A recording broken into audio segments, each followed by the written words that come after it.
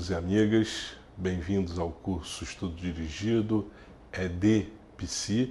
Meu nome é André Marinho e vamos tratar aqui hoje dessa nossa legislação, a legislação 12.550 de 2011 e também o decreto 7661 também de 2011.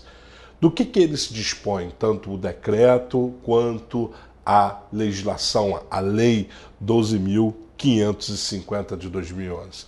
Eles falam, portanto, da Empresa Brasileira de Serviços Hospitalares, a EBSER, que é responsável, portanto, por prestar serviços junto a hospitais, em especial hospitais administrados pela União. Não há impedimento de que eles também possam prestar esses serviços a outras unidades da federação. Nós vamos analisar isso mais à frente. Além dessa lei e desse regulamento, é preciso nós analisarmos também o regimento interno, em que ele vai disciplinar o funcionamento da EBSER.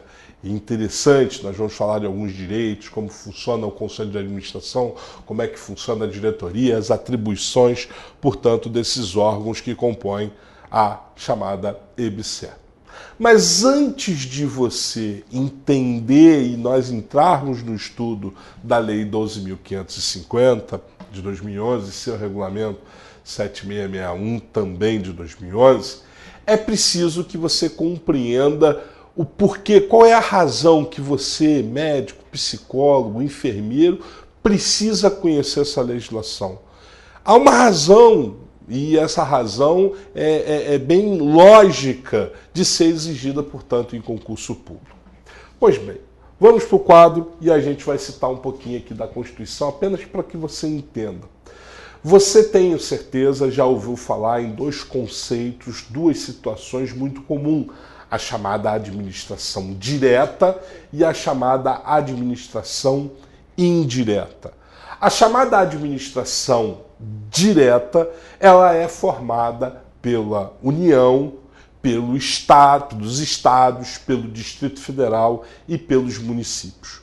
A administração direta, portanto, é aquilo que você conhece, e aqui nós vamos utilizar num sentido lato, como Estado.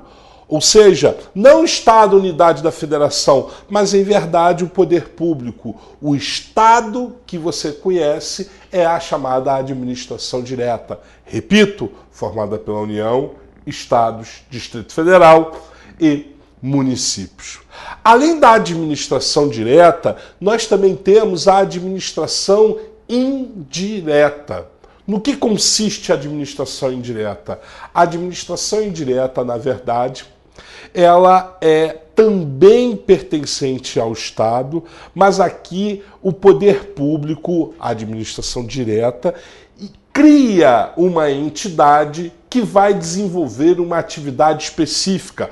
Pode atuar tanto numa atividade econômica, como também exercer uma atividade que seja exclusiva do Estado.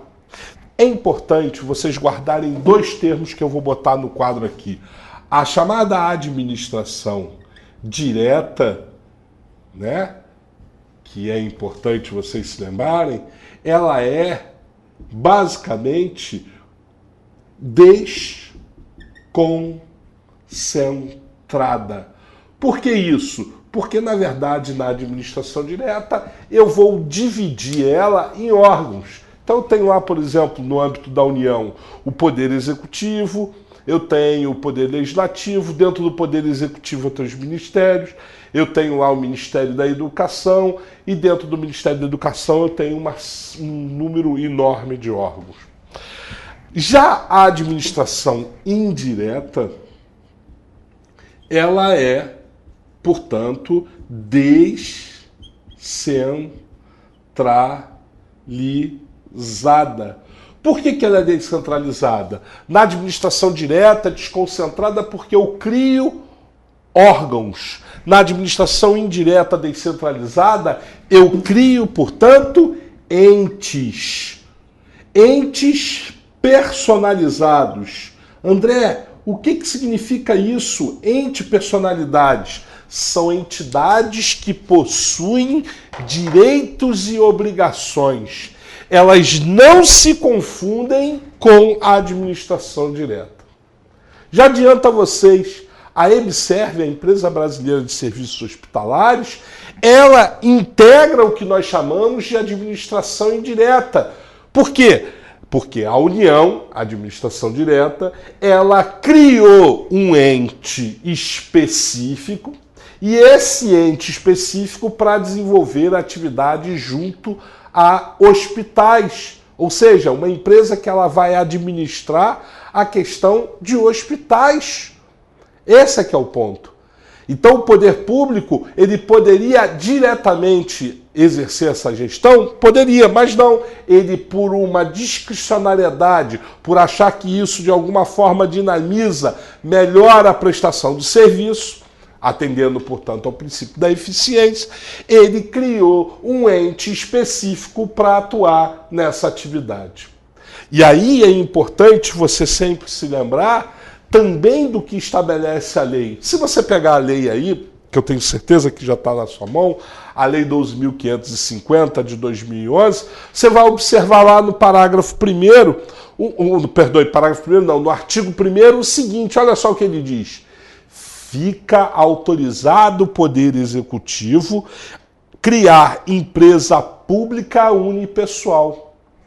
E aí já vem a sua primeira pegadinha, possivelmente para a prova.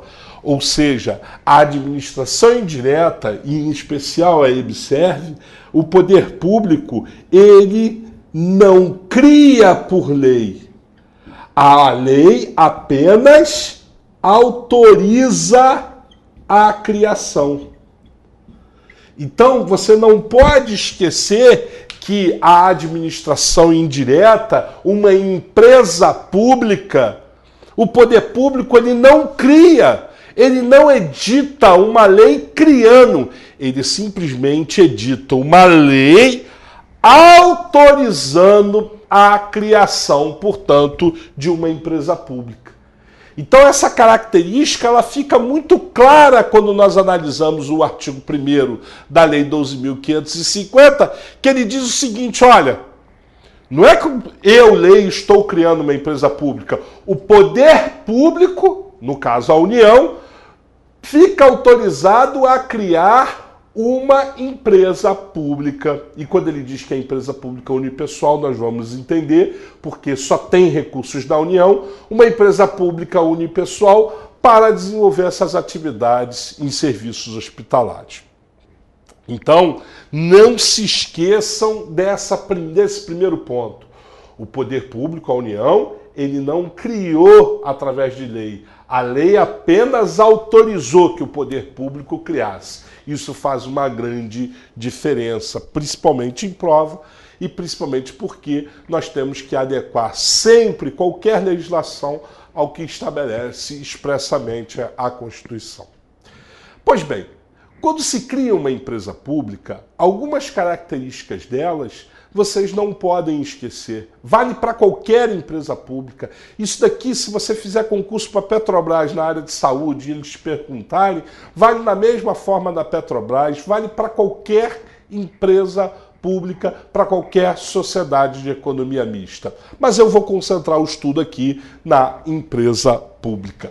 Vamos imaginar vamos entender como é que funciona o artigo 37, inciso 19 da Constituição e como é que funciona a Lei 12.550.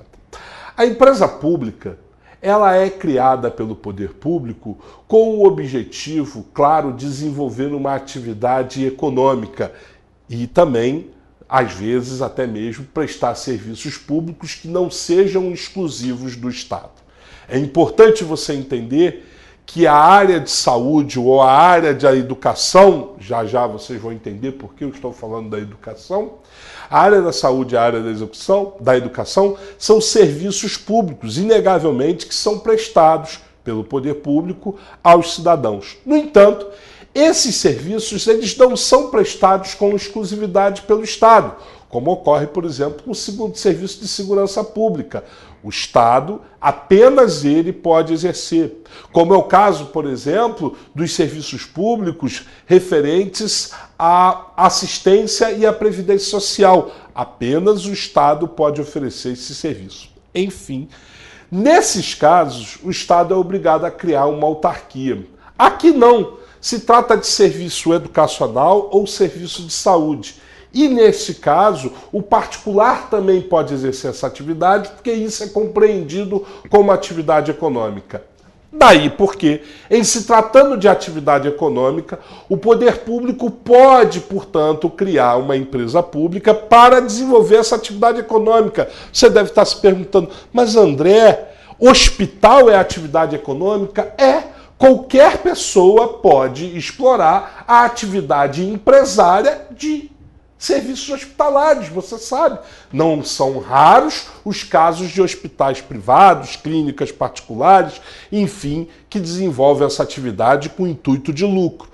Então, como ele vai exercer uma atividade eminentemente econômica, embora você possa questionar, mas ela é uma atividade econômica, ele fica autorizado, portanto, a criar essa empresa pública. A empresa pública, a EBSERV, portanto, ela tem algumas características. Em se tratando de empresa pública, é o capital, ou seja, a constituição do capital da empresa pública é todo ele com dinheiro público. Aqui, no caso específico, nos termos da Lei 12.550, lá no artigo 1º, é importante que você sublinhe uma palavra que está bem clara lá, ó. Empresa pública unipessoal. O que significa isso? Que ela só vai ter dinheiro de um único ente. No caso, nós já podemos adiantar a vocês, é a União. Apenas a União, portanto, é a sócia dessa empresa pública. Ela não tem outros proprietários. É de exclusividade, portanto, da União. A empresa pública, ela se caracteriza porque o capital dele é todo público, ainda que eu tenha entes diversos participando. Exemplo, eu tenho uma empresa pública quando, por exemplo, a União e os Estados se unem para criar uma empresa pública. Capital público do Estado, capital público da União. Não há nenhum problema, continua sendo empresa pública. No caso da EBSERV, não. No caso da EBSERV, é uma empresa pública, mas o capital é exclusivamente da União. Então ela atende esse primeiro requisito. O segundo requisito dessa empresa pública, que é a EBSERV, de forma bem interessante, melhor, segundo requisito não, segunda característica da EBSERV é, na verdade, o regime de pessoal. Aqui me permito, inclusive, já destacar um ponto bem interessante. A EBSERV, como empresa pública, ela vai adotar o regime trabalhista. André, o que significa isso daqui? Eu vou apagar aqui e colocar para vocês.